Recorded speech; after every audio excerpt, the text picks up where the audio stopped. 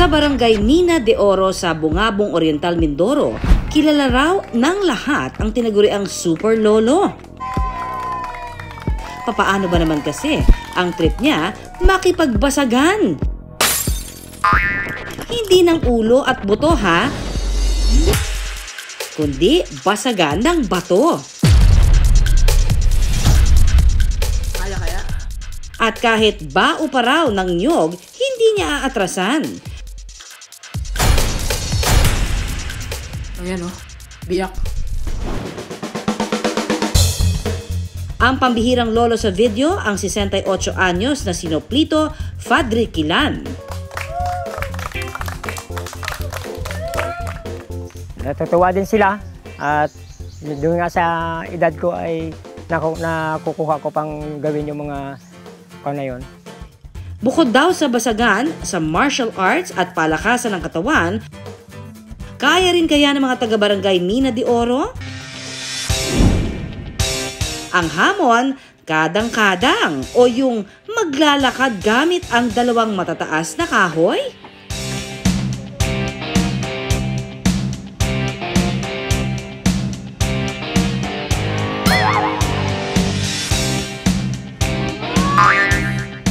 Kay Tatay Nupling, sisiw lang daw yan.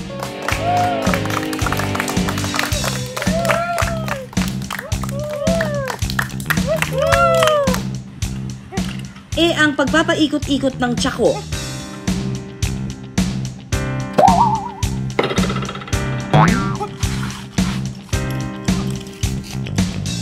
Si Tatay, hindi man lang daw pinagpawisan.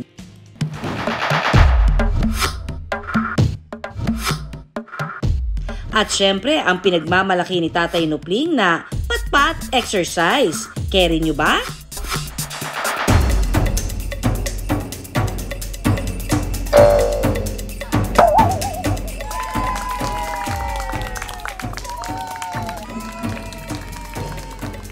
Maning-mani lang daw yan kay Tatay Nupling.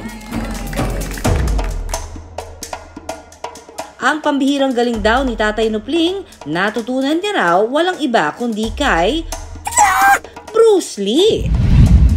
Gawa po nung mga napapanood ko po sa mga pelikula, kaya sinusundan ko kung paano nila ginagawa, yun din ang aking ginagawa.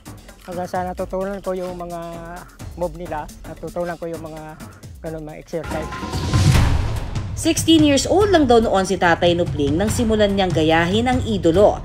Sariling sikap daw bago niya na perfect ang kanyang mga galaw. So, wala pong nagturo sa akin, yung po talagang pagsisikap ko lang na kung paano nila ginagawa. Yung napanood ko lang po yung kanilang pag-atake, paggawa nila kung ano yung kanilang ginagawa, yun din ang aking sinusundan. Pero ilang taon ding itinigil ni Tatay Nupling ang pag-ehersisyo. Mula kasi nang makapangasawa, naging abala na siya sa pagtataguyod ng pamilya. Ay matagal, ay nag-asawa kasi ako, mama ko ng 21. O ay ngayon ay 68 na ako. Ang bunsong anak ang kumumbinsi sa kanya na muling mag-ehersisyo. Agad daw napansin ni Tatay Nupling ang epekto nito sa katawan. Dahil sa pag-exercise, ay din parang yung mga katawan ko ay medyo lumalakas, gawa ng pinapawisan para lumabas yung mga toxin sa katawan. Ngayon, hindi raw kumpleto ang isang buong araw kung hindi siya nakakapag-exercise. Kasi kapag nagtigil ay lalo bagang nanghihina.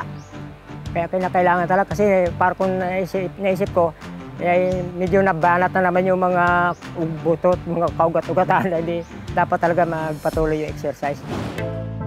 Ayon kay Dr. DJ Pacheco, isang orthopedic surgeon, mainam daw sa katawan ang pag-ehersisyo. Nakakatulong daw kasi ito para lalong tumibay ang mga buto. Isang tao, meron tinatawag na bone density. So it's made out of minerals, calcium, mga ganon, phosphates. Ang ginagawa niya is pampatibay ng buto. Ngayon, kung meron kang stress, let's say mas mabigat ka, no, or nag-weights ka, mas nagkakaroon ng mineralization ng buto. So mas tumitibay yung buto.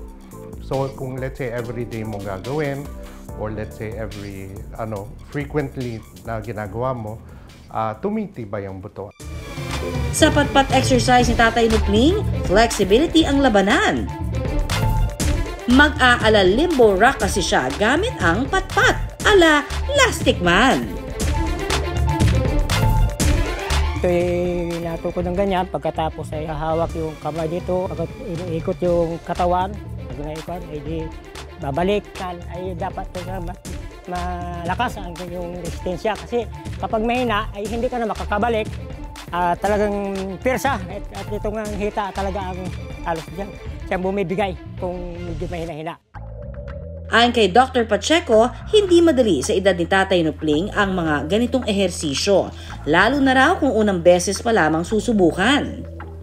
For the first timers na age niya na gagawin, pwede siya mabalian ng buto, no, ma-dislocate ang shoulder, no, and then because hindi din stretch din yung ligaments, pwede magkaroon ng problem din sa mga ligaments niya.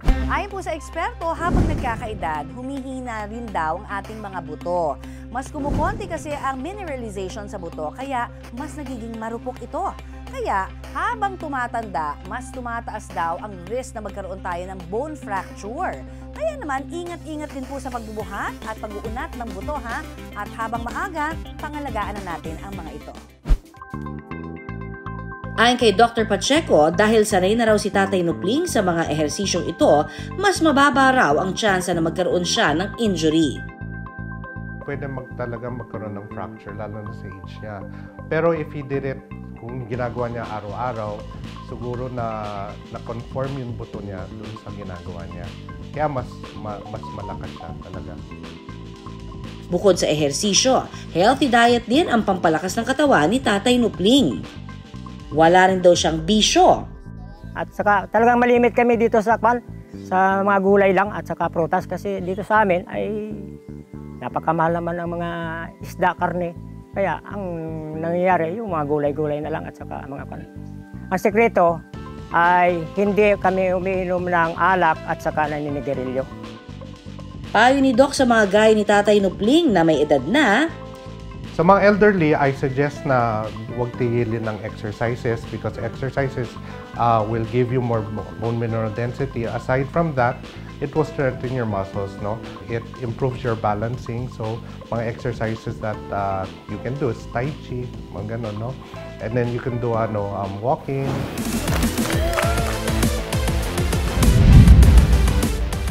galaw-galaw na rin tayo. Iunat na rin ang mga buto. Kahit simple ang ehersisyo, kung aaraw-arawin ito, sisigla ang katawan at titibay ang mga buto-buto.